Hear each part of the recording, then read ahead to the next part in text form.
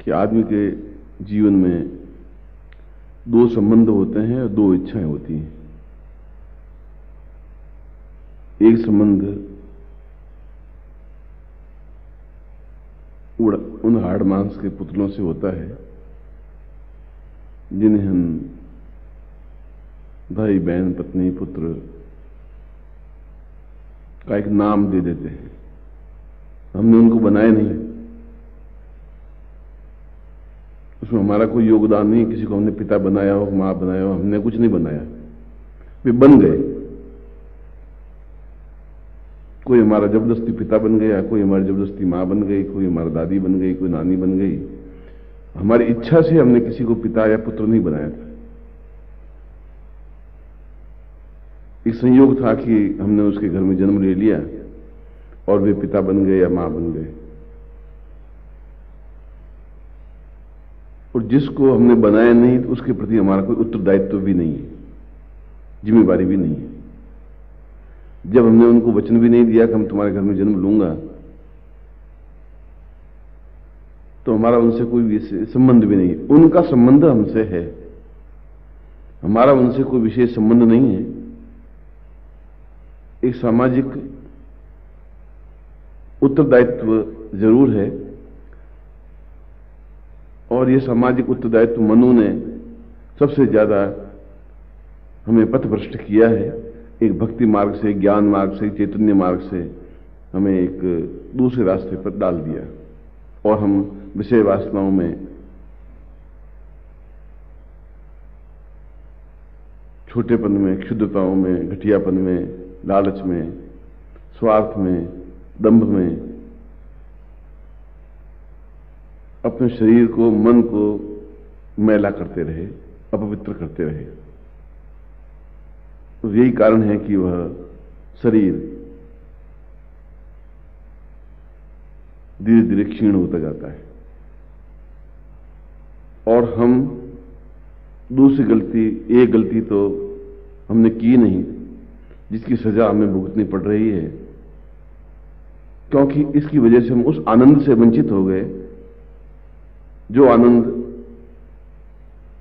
एक गुरु के सानिध्य में रहना था, गुरु के हृदय में उतरना था, प्रकृति के बीच रहना था, पर्वतों के बीच अटखेलियां करना था, हिमालय से गले मिलना था, मानसरोवर झील में प्रेम की नाव में घूमना था। उनसे हम वंचित हो गए। वह वास्तविक सुख था और हम उस चक्रव्यूह में उलझ गए जो हम चाहते नहीं थे, जबरदस्ती हम पर थोप दिया गया। और मनु ने एक समाज की कल्पना कर दी। मनु से पहले समाज जैसी कोई चीज नहीं थी, कोई समाज नहीं था। और मनु ने एक समाज बना करके एक पत्नी बना दी, एक पुत्र बना दिया, एक बाप बना दिया, एक भाई बना दिया, कहा कि आप उसमें पारस्परिक संबंध हैं।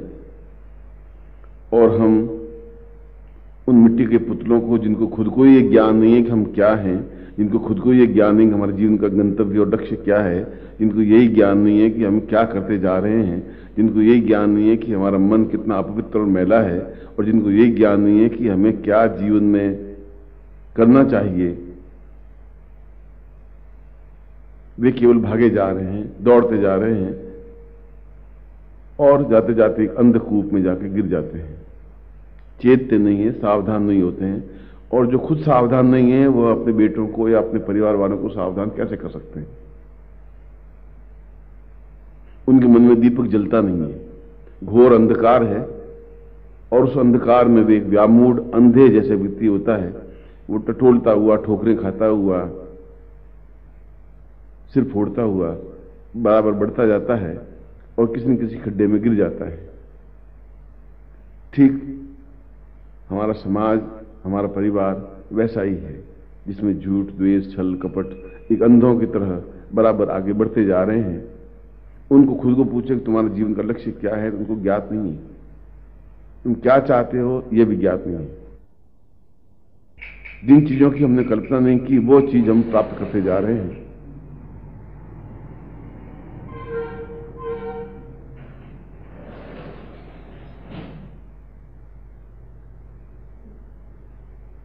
और जीवन का एक दूसरा भाग तब शुरू होता है जब आदमी विवेक पैदा होता है, जब पुण्योदय पैदा होता है, जब कई जन्मों के पुण्य उदय होते हैं, तब एक जीवन में गुरु मिलता है जिनसे हमारा कोई संबंध नहीं होता, जो हमारा माँ बाप भाई बहन संबंधी रिश्तेदार नहीं होता है, मगर फिर भी वह सबसे ज्यादा प्रिय होता है गुरु को अपना शिष्य, शिष्य को अपना गुरु। और वह इसलिए प्रिय होता है कि उनसे एक जुड़ाव होता है, एक आत्मीयता होती है, प्रेम होता है। वह एक रास्ता गतिशील कर सकता है, हमें बता सकता है कि हम क्या करें और किस प्रकार से इस अंधेरे में रोशनी की किरण बिखेरे, जीवन को आलोकित कैसे करें,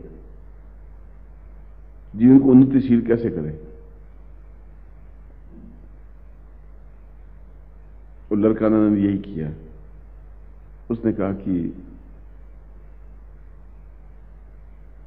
हम कितना सोना खाएंगे, चांदी कितनी खाएंगे, खा ही नहीं सकते, ऑपरेशन हो जाएगा। हम भोजन कितना करेंगे, 20 रोटी खा नहीं सकते। जब जीवन इतना ही है कि इससे ज्यादा जीवन पचा नहीं सकता, तो हम इसके लिए क्यों भाग रहे हैं? क्या कोई ऐसा क्षण आ सकता है कि हम भूखों मर जाएंगे?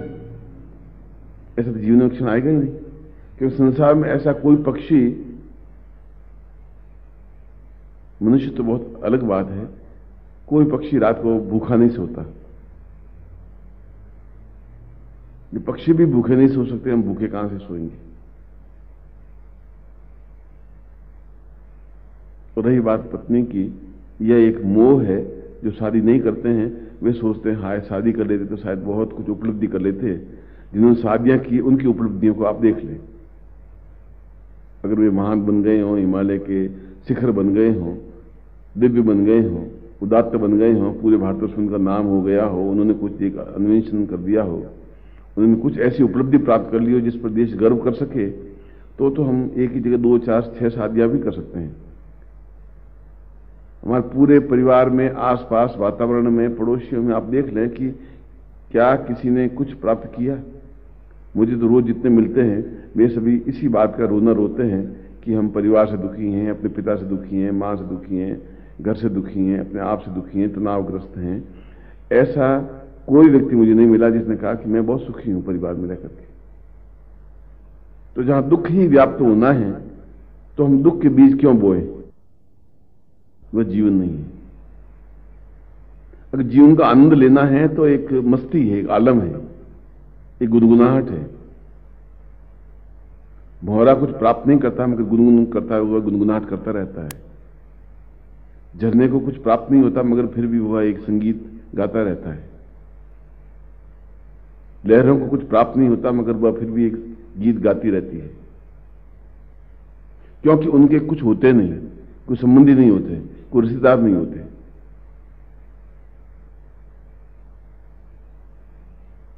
केवल एक पथ प्रदर्शक होता है,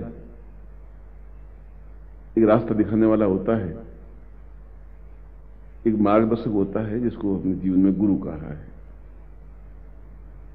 और वह गुरु परीक्षा कब ले लेता है, कैसे ले लेता है, किस प्रकार से ले लेता है, इसका कोई स्कूल नहीं है, क्लास नहीं है, 6 बजे घंटी बजी आप क्लास में बैठे और परीक्षा हॉल में बैठ गए, ऐसा कुछ नहीं है। वह किसी क्षण चलते फिरते उठते बैठते परीक्षा ले लेता है और अपनी सतर्क आंखों से देखता रहता है कि इसके मन में कितने कुतर्क, कुविचार और किस प्रकार से छल छद्म है और किस प्रकार से मुझे हानि पहुंचाने की चेष्टा कर रहे हैं या अपने आप को पथभ्रष्ट कर रहे हैं। जो बोलता कुछ नहीं, उसमें इतनी क्षमता होती है कि भगवान का कठोर दंड उसके ऊपर बहुत जल्दी गिरता ही है, बर्बाद कर देता है उसको। जो जीवन बनाने चला था वह जीवन अपने आप में विनाश कर देता है, समाप्त कर देता है। रोगी, ग्रसित, परिवारहीन और नाना व्याधियों से युक्त। जब हाथ में दीप स्तंभ नहीं है, जब हाथ में दीपक नहीं है, जब हाथ में रोशनी नहीं है, जब हम उस चक्र में उलझते जा रहे हैं जो चक्र हमारा है ही नहीं, वे हमसे एक उम्मीद रखते हैं क्योंकि उनका स्वार्थ है। रोज सैकड़ों बेटे मरते हैं, उनके पीछे वो पागल नहीं होते, 2-4 दिन रोते हैं। रोज सैकड़ों पिता मरते हैं, रोज सैकड़ों माँ मरती हैं, रोज सैकड़ों पत्नियां मरती हैं, रोज सैकड़ों पति मरते हैं। कौन किसके पीछे समाप्त हुआ, एक भी उदाहरण नहीं है पिछले 200 साल के इतिहास में। और जीवन यथावत गतिशील होता रहता है। तो जीवन का आनंद नहीं है। जीवन का आनंद तो यह प्रातःकालीन एक मधुर संगीत है, जहां पक्षी खुद चहचहाट करते हैं, जहां हवा खुद गुनगुनाहट करती है, जहां पत्ते झूमते हैं, जहां बसंती हवा बहुत कुछ कहती जाती है, और प्रकृति का प्रत्येक पौधा, प्रत्येक फूल, प्रत्येक पत्ती एक नवीन उमंग के साथ में एक गुणगान करती रहती है। यदि आप उन गुनगुनाहट को सुन सकें और सुनने के आपके पास कान हो, तो उनके पास गुरु शब्द के अलावा और कुछ नहीं होता। क्योंकि नानक ने स्वयं ने कहा है कि संसार की सब चीजें नाशवान है ही, ये मेरा अनुभव है। केवल गुरु है जो नाशवान नहीं है, कि उसके बाद में फिर एक गुरु है जो कि हमारे अंदर विराजमान है। बाहर का गुरु नहीं है, तो हमारे अंदर का एक गुरु है जो हमें रास्ता बताता रहता है कि ये गलत है। इस गलत रास्ते पर चल के हजारों करोड़ों लोग भटक गए हैं, मिला उनको कुछ नहीं। और जितने उच्च कोटि के वैज्ञानिक, योगी और सन्यासी और साधु, आइंस्टीन और नेपोलियन, अशोक और चंद्रगुप्त जो बने, उन्होंने परिवार का मुंह किया ही नहीं। उन परिवार से अपना कोई संबंध नहीं रखा। उनको ये ज्ञात नहीं था कि मेरी कोई पत्नी है, शादी की, उनको ये ज्ञात नहीं मेरी पत्नी है, एक पुत्र है, एक बंधु है, एक बांधव है। उन्होंने उसके लिए कोई संचय नहीं किया, क्योंकि उनसे उनका कोई संबंध नहीं था, क्योंकि उसके माध्यम से वे उच्चता प्राप्त कर नहीं पाते थे। केवल उच्चता प्राप्त कर पाते हैं अपने अंदर के उस गुरु से, और बड़े सौभाग्यशाली होते हैं जिनको सजीव गुरु मिल पाते हैं। और वे उच्च कोटि के होते हैं जो प्रकृति के संगीत को सुन पाते हैं, जिनका प्रातःकाल गुरु पूजन से प्रारंभ होता है, जिनका शयनकाल गुरु पूजन से समाप्त होता है, दिन भर एक मस्ती के खुमारी में रहते हैं, जिनके हाथों के 10 ज्ञानेन्द्रियां, कर्मेंद्रियां बराबर गतिशील रहती हैं। उनके लिए सोने, चांदी, हीरे, जवाहरात एक कांच के टुकड़े हैं कि उनके बटोरने वाले तो लाखों हैं, और बटोरने के बाद भी वो मरते ही हैं। और हम मरना नहीं चाहते, और मरेंगे भी नहीं, क्यों हम उस रास्ते पर गतिशील हैं जिस रास्ते पर मृत्यु नहीं है, जिस रास्ते पर जीवन है, गुनगुनाहट है, चलचलाहट है, मस्ती है, एक आनंद है, एक तृप्ति है, एक पूर्णता है, एक सफलता है, एक श्रेष्ठता है। और आप उसी रास्ते पर गतिशील हैं। हो सकता है आज उसका मूल्य आप नहीं आंक सके, हो सकता है कि आपके अंदर अभी मैल हो सकता है आपने अपने चित्त को निर्मल नहीं किया हो सकता है आप छल करके अपने आप को महान समझते हो, मगर आपका छल, आपका झूठ कोई सतर्क निगाहों से देखने वाला बराबर आंकता रहता है, भांपता रहता है। वो नहीं बोलता, इसका मतलब ये नहीं उसको ज्ञात नहीं है। उसको अगर वरदान देना आता है तो उसको श्राप देना भी आता है, बर्बाद करना भी आता है, और उसको पूर्णता देनी भी आती है, मगर वह अपनी सीमा का अतिक्रमण नहीं करता। अतिक्रमण कर लेगा तो फिर उसमें और आम आदमी में कोई अंतर नहीं रह पाएगा, और जिस जगह वो पहुंचा है वो आम आदमी फिर बनना नहीं चाहता।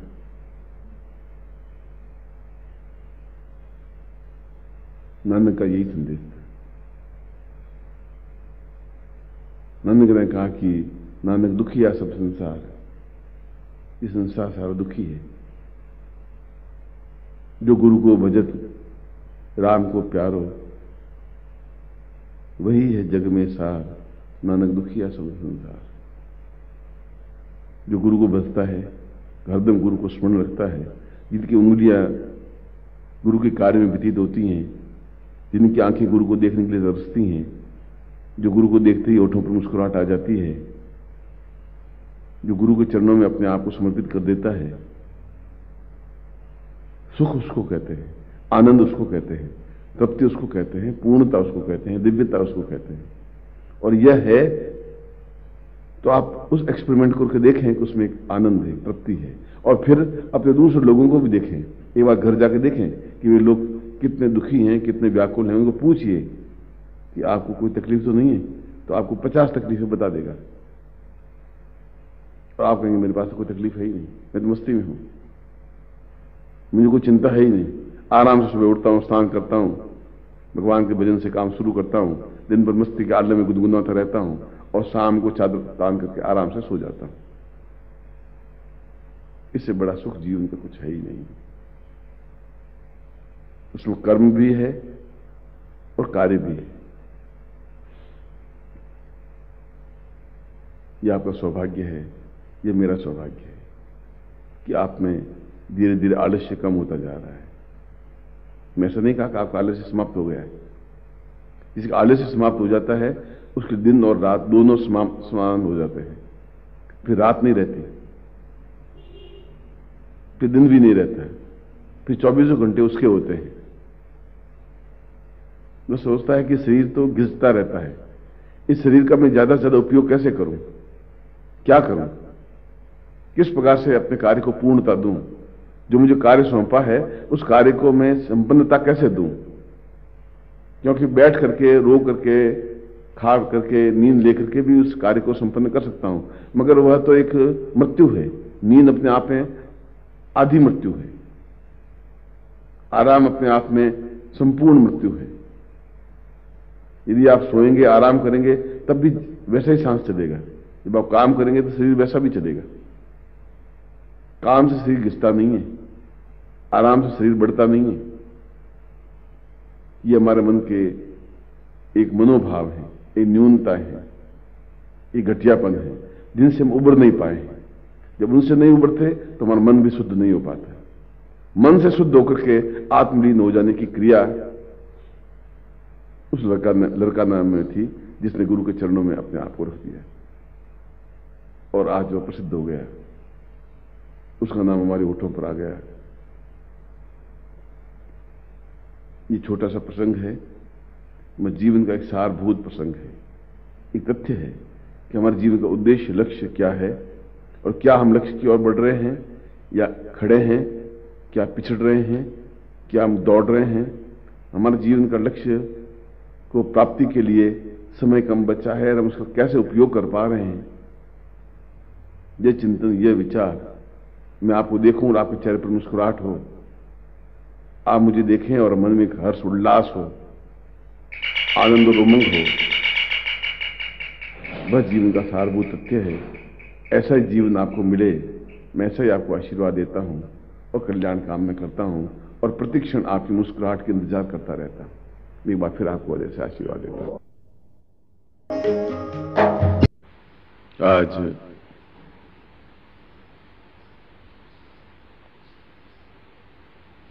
उमाष्टमी है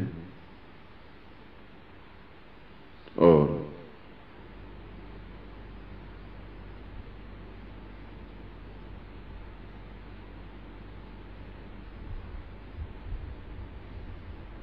त्रेता युग का प्रारंभ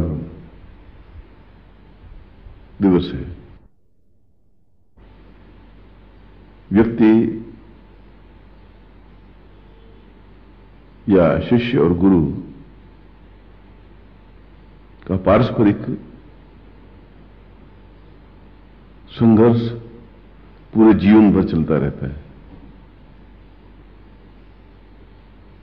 क्योंकि गुरु बनने की क्रिया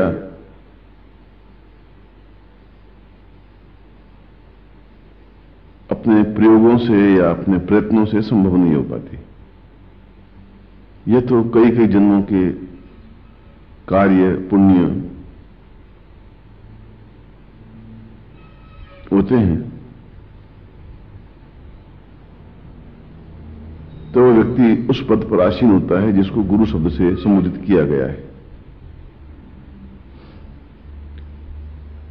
इसलिए कुछ ग्रंथों को पढ़ लेने से आदमी पंडित बन सकता है, अच्छे अच्छा प्रवचन देने से एक वक्ता बन सकता है, कथावाचक बन सकता है,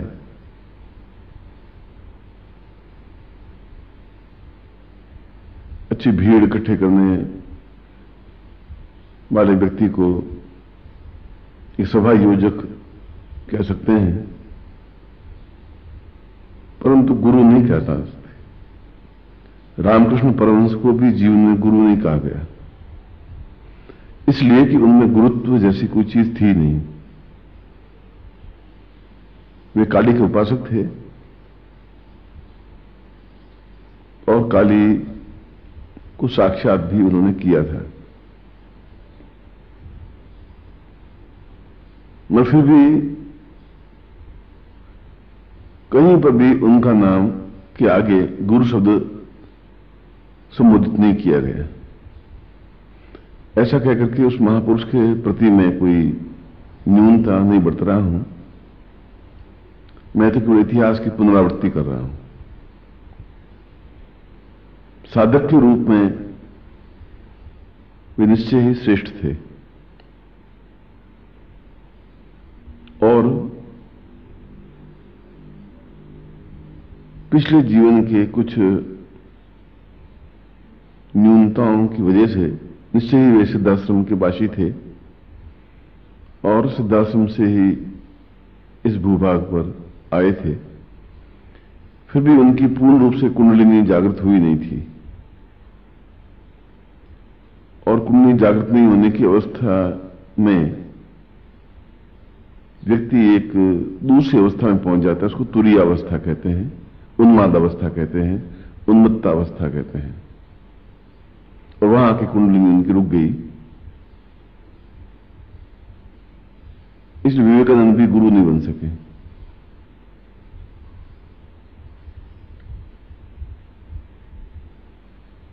रही बात मन की, तो मन शब्द दो अक्षरों से बना है और मन का मतलब है पारस्परिक संघर्ष।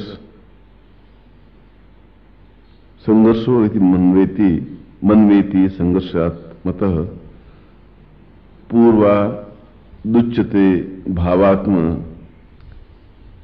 यह शृण्वति सह पार्थव। श्री कृष्ण ने 18वें अध्याय में कहा है कि अर्जुन, मैं तुझे समझा रहा हूं कि तुम और कुछ मत कर और तुम और कुछ कर भी नहीं सकता, मगर तुम अपने मन पर नियंत्रण प्राप्त कर ले। और आश्चर्य की बात यह देखिए कि यही श्लोक गीता का दूसरे अध्याय में भी आया है, यही श्लोक गीता का 18वें अध्याय में भी आया है। एक श्लोक क्या 2 बार कृष्ण ने उच्चारित किए, या कहीं शास्त्र की गलती हो गई, या गीता में कहीं पुनरावृत्ति हो गई। पुनरावृत्ति तो दोष होता है, कोई शब्द 2 बार तो नहीं आता, 2 बार तो श्लोक नहीं उच्चारित होता। मगर गीता में फिर ये 2 बार ऐसा क्यों हुआ? वह 2 श्लोक में अंतर है।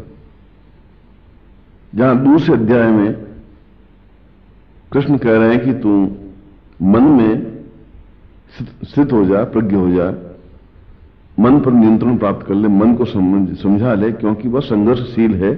मन का अर्थ है संघर्ष। यह मैं कह रहा हूं, अब मेरे शब्दों पे ध्यान दीजिए, क्योंकि मैं तुम्हारा गुरु रूप में तुम्हारे पास बैठा हूं, तुम शिष्य रूप में ही हो।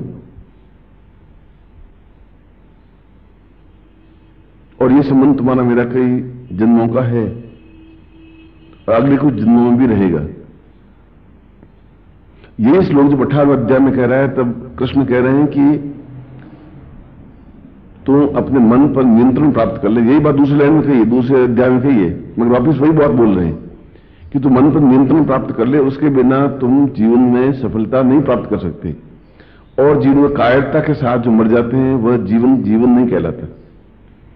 यह मैं सत्य बोल रहा हूं, यह मैं पूरी क्षमता के साथ बोल रहा हूं।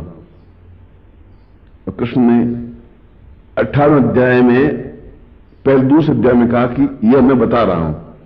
18वें अध्याय कहा कि मैं ये सत्य और दृढ़ता के साथ कह रहा हूं, ये मूलभूत अंतर था। जब कोर्ट में एक न्यायाधीश के सामने जाता है तो शपथ खा कहता है कि मैं जो कुछ कहूंगा सत्य ही कहूंगा। इसका मतलब है वो अपने पूर्ण मनोवेगों के साथ में सत्य बात को कह देता है।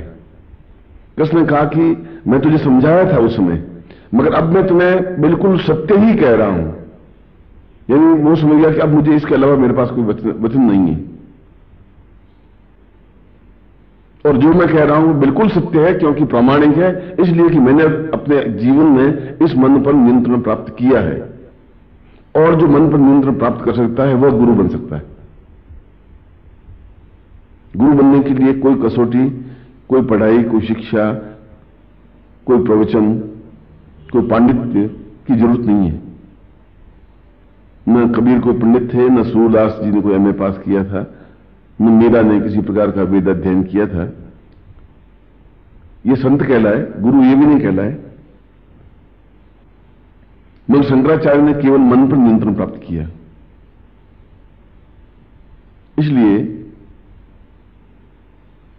यह संघर्ष जो मन का है, ये प्रत्येक शिष्य के जीवन में रहता है।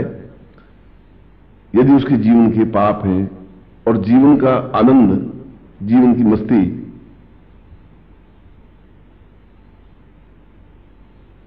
इस संघर्ष में विजय प्राप्त होने की क्रिया को कहते हैं। मन एक बार खींचता है विषय की ओर, झूठ की ओर, छल की ओर, कपट की ओर, दूसरों के बहकावे में आकर के अपने आप को निराशा में धकेलने की ओर, और किसी का अहित पहुंचाने की भावना की ओर, चालाकी की ओर, धूर्तता की ओर। और ये सब अर्जुन ने किए। पूरे 18वें अध्याय में यही बात है। अर्जुन ने मक्कारी के साथ कहा कि हां तुम जो कह रहे हो मान लेता हूं। झूठ के साथ कहा कि अच्छी बात, मैं खड़ा हो जाता हूं, मैं युद्ध करूंगा। असत्य के साथ कहा कि मैं पार्थ, अर्जुन, कृष्ण, मैं तुम्हारी बात मान रहा हूं। मगर एक बार भी उठा नहीं, युद्ध के लिए समर्थ नहीं हुआ। उसने वे सारे उसके अंदर जो छिद्र थे, जो प्रत्येक व्यक्ति के मन में जो छिद्र होते हैं, जिनको पाणिनि ने व्यभिचारी भाव कहा है या संचारी भाव कहा है। संचारी भाव का मतलब है जो आते हैं और जा सकते हैं, वे संचारी भाव कहे गए। और ये 33 संचारी भाव प्रत्येक व्यक्ति के जीवन में होते ही हैं।